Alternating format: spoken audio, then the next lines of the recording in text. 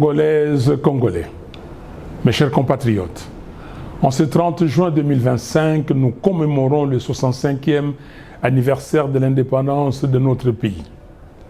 C'est un moment de mémoire, mais aussi de vérité. 65 ans dans la vie d'un homme marque l'âge de la maturité, le temps de transmettre un héritage. Pour une nation, cela devrait être celui de la stabilité, de la dignité retrouvée et de la cohésion nationale. Mais force est de constater avec lucidité et humilité que les rêves portés par nos pères fondateurs s'étaient étiolés. Les Congo forts, libres, dignes et prospères qu'ils espéraient peinent à se matérialiser. Pire encore, notre pays est aujourd'hui menacé dans son intégrité même. Plus de 100 localités, y compris des villes majeures comme Goma et Bukavu, sont tombées entre les mains des groupes armés.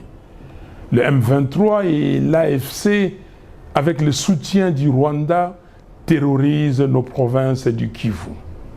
Les ADF sèment l'horreur au nord Kivu. L'Ituri connaît l'occupation des fêtes de certaines zones par l'armée ougandaise. Et dans les Bandundu, aux portes de Kinshasa, la milice Mobondo fait régner la terreur. Ces atteintes à notre souveraineté ont plongé notre pays dans une crise humanitaire d'une ampleur sans précédent. Plus de 25 millions de nos concitoyens ont besoin d'assistance. Plus de 2 millions d'enfants souffrent de malnutrition aiguë. Près de 7 millions de Congolais sont déplacés internes, exilés sur leur propre terre. Derrière ces chiffres, il y a des vies, des douleurs, des familles, et nous ne pouvons en conscience détourner le regard. Pendant trop longtemps, une culture du déni et du rejet des responsabilités a gangréné notre gouvernance. Oui, nous faisons face à des agressions extérieures, mais cela ne peut en aucun cas nous exonérer de notre responsabilité première, protéger notre peuple. Nous sommes comptables de l'unité perdue, de la misère grandissante, de l'absence d'espoir. Mais il n'est pas trop tard. Le Congo peut se relever et il se relèvera si et seulement si nous choisissons de mettre le pays au-dessus de nos querelles. Comme le proclame notre hymne national, par les labeurs, nous bâtirons un pays plus beau qu'avant, dans la paix. Ce moment exige un sursaut. Il est temps de répondre à l'appel de la patrie, pas à celui des intérêts égoïstes. Notre Constitution, à son article 63, nous rappelle notre devoir sacré. Tout Congolais a les droits et les devoirs sacrés de défendre le pays et son intégrité territoriale en cas de menace ou d'agression extérieure. Cet appel dépasse aujourd'hui les cadres juridiques.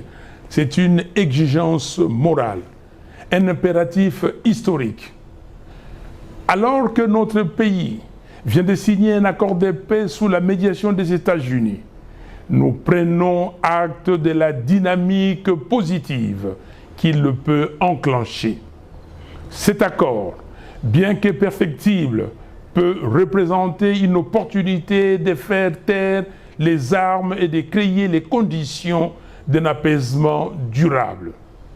Pour autant, nous devons rester vigilants.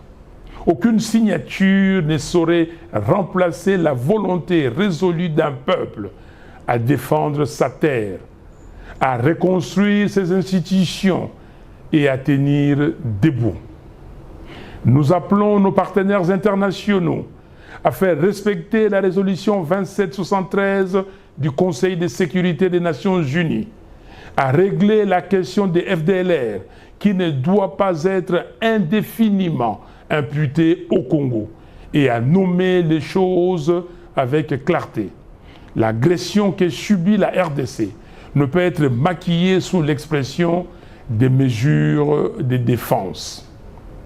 Chers compatriotes, la paix durable naîtra véritablement de notre capacité à mettre en place un état de droit, à renforcer notre armée pour garantir notre intégrité territoriale, à assurer la cohésion nationale et à imposer une gouvernance intègre. L'histoire de peuple nous enseigne que la paix passe par la cohésion et la cohésion passe par les dialogues. Voilà pourquoi je demande avec conviction et sens des responsabilités l'organisation sans délai d'un dialogue national inclusif entre Congolaises et Congolais sous la médiation de nos pères spirituels pour penser nos plaies, dire nos vérités et reconstruire la confiance. Le 5 juin, j'ai rencontré Félix Tshisekedi. Depuis, j'ai échangé avec d'autres leaders politiques et figures de la société civile. J'ai également fait part à l'entourage des principaux regroupements politiques de notre pays de ma volonté de rencontrer leurs leaders dans un esprit de responsabilité et d'ouverture, car l'heure n'est plus aux antagonismes stériles, mais à la réconciliation et à la cohésion nationale. Nous devons être capables de regarder dans la même direction, non pas pour uniformiser nos opinions, mais pour unir nos forces dans les camps de la patrie. Ne combattons pas la patrie, servons-la. Chaque Congolais, chaque Congolaise a reçu de Dieu un talent, une mission. Que ces dons servent non à détruire, mais à bâtir. Ce que nous léguerons aux générations futures déterminera la place que l'histoire nous accordera. En ce 30 juin, unissons-nous autour de l'essentiel, la patrie. Ne trahissons pas notre histoire, ne trahissons pas notre peuple, ne trahissons pas l'espérance. Vive la République démocratique du Congo, vive la cohésion nationale, vive le patriotisme congolais.